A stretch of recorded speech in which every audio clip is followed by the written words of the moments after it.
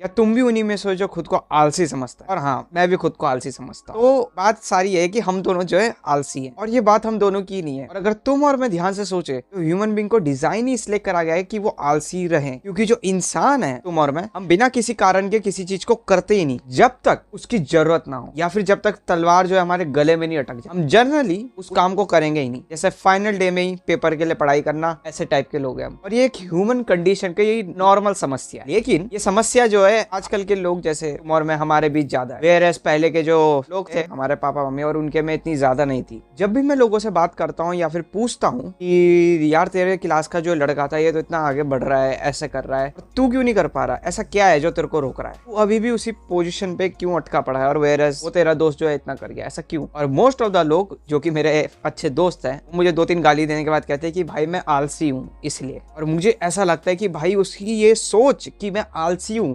उसके लिए बहुत ही खतरनाक है, चाहे वो सच में आलसी क्यों ना हो। क्योंकि आलसी होने के मामले में तुम और हम कुछ कर ही नहीं सकते। लेजीनेस जो है, जो आलस है तुम्हारे और हमारे अंदर, इसको एक ट्रेट की तरह ट्रीट करना चाहिए, जैसे कि मैं आलसी हूँ या फिर मैं आलसी नहीं हूँ। कुछ लोग जो है थोड़े आलसी होते हैं, बहुत भी होते हैं। कुछ लोग आलसी नहीं होते, उनको मतलब काम ही काम करना है, उन्हें आलस तो छूता भी नहीं। और अगर तुम अपने आप को आलसी समझते हो, जैसे मैं समझता था, तो तुम सोचोगे कि यार ये जो आलस है मेरे अंदर, ये कभी हट ही नहीं सकता, ये कभी चेंज ही नहीं हो सकता। इसीलिए जो आलस का पहला पार्ट है तुम्हारे अंदर, उसको हम समझते हैं, वो है लेजीनेस, विल पावर और मोटिवेशन का रिलेशनशिप। ऐसे ये तीनों एक दूसरे से इंटर रिलेटेड है। सबसे पहला है तुम्हारा आलस, दूसरा है तुम्हारा विल पावर, तुम कितना चाहते हो, तीसरा है मोटिवेशन। जैसे कि तुम भी सोचते होंगे कि कई बार यार मेरे अंदर बस मोटिवेशन की कमी है, काश मैं हमेशा मोटिवेटेड रहता तो शायद आज मेरी लाइफ कुछ अलग होती। अब हम समझेंगे कि तुम्हारे ब्रेन के अंदर जो मोटिवेशन का सिस्टम है काम कैसे करता है। सबसे पहली बात तुम ये समझो कि जो तुम्हारी विल पावर है और जो तुम्हारा मोटिवेशन है, वो दोनों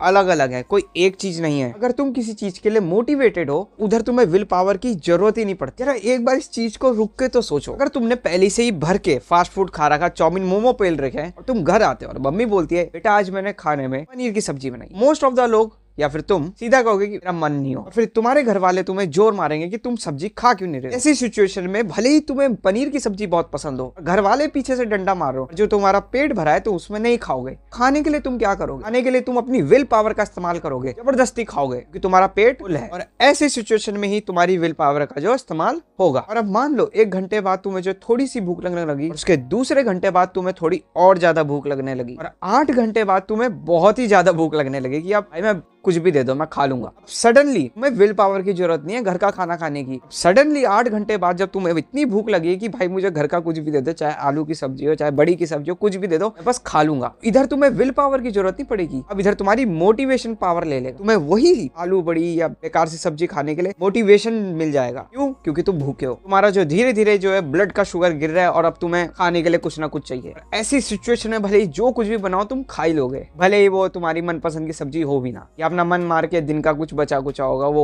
गर्म करके खा लोगे, और तुम खाओगे जरूर। और अगर मान लो भगवान ना करे तुम्हारे मनपसंद की सब्जी नहीं बनी है, तुम्हारी सबसे बेपसंद वाली सब्जी बनी है, जैसे कि हो गया कद्दू, लौकी, तोरी, करेला, तुम्हें ये सब्जी बिल्कुल पसंद नहीं है, तुमने अपने जीवन में कभी नहीं खाई। अगर तुम्हें मैं 24 घंटे के लिए भूखा रख दूं तो शायद तुम कहोगे अभी भी जान है, अभी मैं नहीं खाऊंगा। पर मैं तुम्हें अगर 50 घंटे के लिए भूखा रख दूं तब तुम्हारी मोटिवेशन भी नहीं लगेगा, तुम भले ही वो सब्जी पसंद नहीं पर तुम भूखमरी के कारण वो खा ही लोगे। इसलिए कई स्टारवेशन टाइम पे लोग ऐसा भी कर देते कि भाई ऐसी ऐसी चीजें खा लेते जो उन्होंने कभी सोची भी नहीं होगी, जैसे कि हमारा ये बेयर ग्रिल्स, और उसके पीछे आंसर है भूखमरी। इसलिए तो तुम खा रहे हो ऐसी चीजें जो तुमने कभी सोची भी नहीं थी। पहली बात ये समझो कि मोटिवेशन कभी भी विल पावर नहीं होता, दोनों एक अलग अलग चीज है। जो मोटिवेशन है वो एक अंदर से आने वाली चीज है, उस पर तुम्हारा कोई भी कंट्रोल नहीं रहता। तुम्हारा जो ब्रेन है उसके अंदर इंटरनल सर्किट्स होते हैं जो किसी भी चीज को करने या ना करने के लिए रिस्पॉन्सिबल है। यही जो इंटरनल सर्किट है तुम्हारे ब्रेन में, यही तुम्हारी ड्राइव्स क्रिएट करते हैं, यही तुम्हारा कुछ मुझे चाहिए या ये नहीं चाहिए वो सब क्रिएट करते हैं, और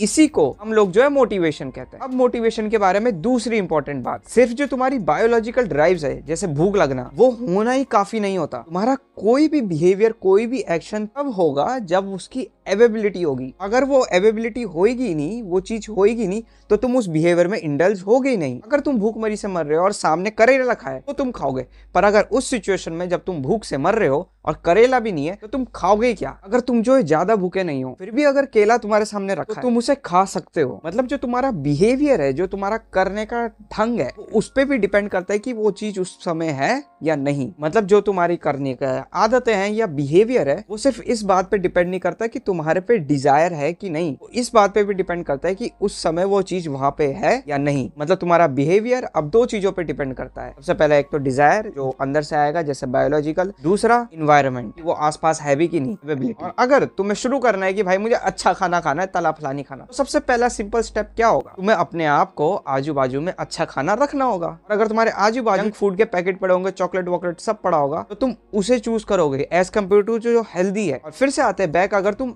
आलसी हो, ये चीज मैं नहीं कह रहा हूँ, ये तुम मानते हो, सेम जैसे कि मैं मानता हूँ कि मैं आलसी हूँ। चलो मैं अपनी बात करता हूँ। अगर मैं एक आलसी बनता हूँ, मेरे घर में जो है बहुत सारा हेल्दी फूड पड़ा है, जैसे कि मूंगफली होगी, पीनट बटर हो गया, या फिर अंडे हो गए, जंक फूड बिल्कुल नहीं है, तो मेरी ज्यादा चांसेस है कि मैं उसी को खाऊंगा। क्योंकि आलसी होने की वजह से मैं बाहर जाके कोई भी पैकेट वाला फूड खरीदने नहीं जाऊंगा, मेरे पे पैसे भी नहीं होंगे तो मैं कैसे खरीदूंगा। मोस्ट ऑफ द चांस ये बढ़ जाएंगे कि मैं घर में जो अच्छा खाना पड़ा है वही खाऊंगा, बाहर का मेरे लिए अवेलेबिलिटी है ही नहीं। और सिंपल सी बात है, जब मेरे पे अच्छी चॉइस है तो मैं वही खाऊंगा, और जो बुरी चीज है जब मेरे लिए अवेलेबल है ही नहीं, उसे अवेलेबल करने के लिए इतनी मेहनत क्यों करूंगा? क्योंकि मैं तो आलसी हूँ। ऐसा सच बताऊं, अगर मेरा मन करेगा तो मैं जा सकता हूँ लेने, पर मैं जाऊंगा नहीं। पर ओवरऑल देखा जाए तो तुम्हारा हेल्दी खाने के चांसेस जो है इस तरीके से बढ़ जाएंगे। और यही सेम फॉर्मूला तुम और चीजों में भी लगा सकते। अगर किसी को ऐसी एडिक्शन है उनसे, तो उसे अपने चांसेस को जो है लिमिटेड करना चाहिए जितना ज्यादा हो सके। वो जो है अपने फोन में पासवर्ड लगा सकता है कुछ भी, और वो पासवर्ड तुम्हारे पापा या मम्मी को पता हो, तो जब भी तुम्हें खुलवाना हो तो वो इतनी आसानी से नहीं खुलेगा एज कम्पेयर टू, क्योंकि वो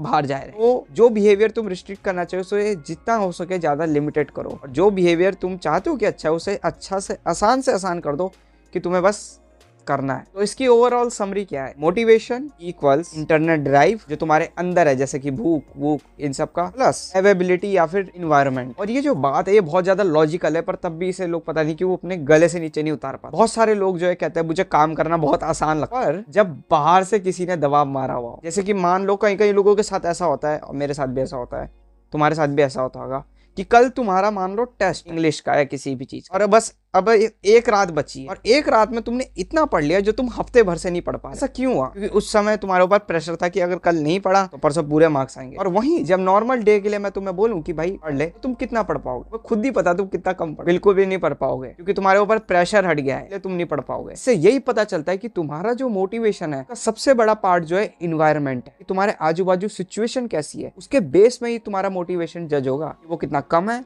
या कितना ज्यादा है। जैसे कि अगर तुम्हें पढ़ना है कल टेस्ट के लिए, तो उसके दो पार्ट हो गए। एक्सटर्नल तो तुम्हारा इन्वायरमेंट हो गया कि सिचुएशन कैसी है, हाँ भाई कल पढ़ना है, अगर नहीं पढ़ा तो फेल हो जाऊंगा, ये होगा। इंटरनल ये होगा कि तुम्हारे अंदर ड्राइव कितनी है, उसके प्रति क्या भूख है या डर है। मोस्ट ऑफ द केसेस में अगर टेस्ट है तो उसके एग्जाम्पल में ये लेना जाएगा कि अंदर डर है और बाहर पे सिचुएशन है कि भाई पिटाई हो सकती है या फेल हो सकती है। एक हो गया एक्सटर्नल जो कि एनवायरमेंट, एक हो गया इंटरनल जो कि तुम्हारे अंदर का एनवायरमेंट, जैसे ड्राइव, इमोशन। सबसे मेन सवाल आता है कि यार ये मोटिवेशन हम फिर क्रिएट कैसे करें, या फिर ये मोटिवेशन पैदा कैसे करें। बिना वीडियो देखे क्या कर रहा हूँ, जो तुम्हारी अंदर से आने वाली ड्राइव है ना, इस पर तुम्हारा कंट्रोल जो है बहुत कम होता है। और वेयर एज जो बाहर की तुम्हारी सिचुएशंस है, इसमें तुम्हारा बहुत ज्यादा कंट्रोल होता है। तुम उन सिचुएशन को क्रिएट कर सकते हो। इसलिए कई कई बार देखा गया है कि तुम लोगों का जो मोटिवेशन है वो तुम्हारे आसपास के लोगों से आता है। अगर तुम्हारे आसपास के लोग अच्छे हैं, मोटिवेटेड है, तो तुम अच्छे और मोटिवेटेड रहोगे। अगर तुम किसी ऐसे बच्चे के साथ है तो जो इस क्लास का टॉपर है या पढ़ने में तेज है, तो चांसेस ज्यादा है कि तुम भी पढ़ाई में थोड़ा अच्छे होंगे। वेयर एज अगर तुम बैक बेंचर के साथ रहते हो तो तुम भी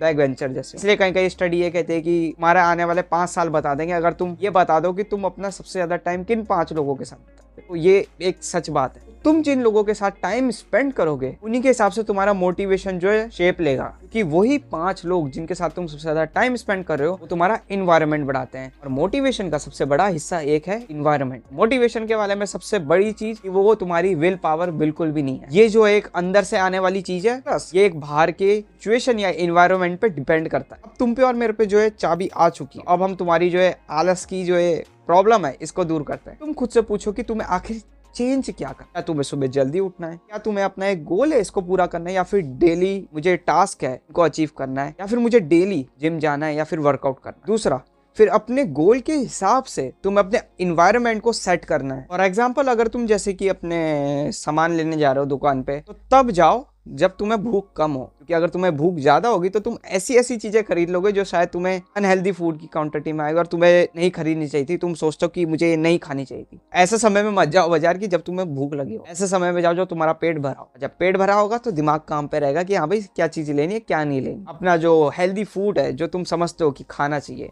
उसे जो है घर पे रखो। तो जब तुम्हें अगर भूख लगे तो तुम उसी को खाओगे। यही सेम एग्जांपल तुम जो अपनी अलग अलग लाइफ के एक्सपेक्ट में लगा सकते हो। चालू हुआ ना दिमाग, बिल्कुल ऐसे ही लगाना है। अपने लिए जो अच्छी से अच्छी चीजें उसे इतना आसान कर दो कि तुम जा सको। तुम्हें सुबह वॉक पे जाना है तो तुम अपना माइंड ये बनाओ कि मुझे कुछ नहीं करना, जूते मेरे बेड के पास रखे हैं, कपड़े यही रखे हैं, मुझे बस सुबह उठना है, जूते पहनने, कपड़े पहनने और चले जाना, ना मुझे पानी पीना है ना कुछ करना। अगर तुम्हारा ऐसा हिसाब है, जितना हो सके अच्छी से अच्छी चीजों को अपने लिए आसान बनाओ। जैसे कि मैं अपना एग्जाम्पल देता हूँ, मैं इतना आलसी हूँ कि मुझे बार बार जो है वीडियो रिकॉर्ड करने का जो है मन नहीं करता इतना खास। तो मैंने क्या करा, मैंने यहाँ पे एक स्टैंड लगा रखा है, एक लाइट लगा रखी है, ये पीछे इन्वायरमेंट है, ये सेट है और कुर्सी है बैठने के लिए।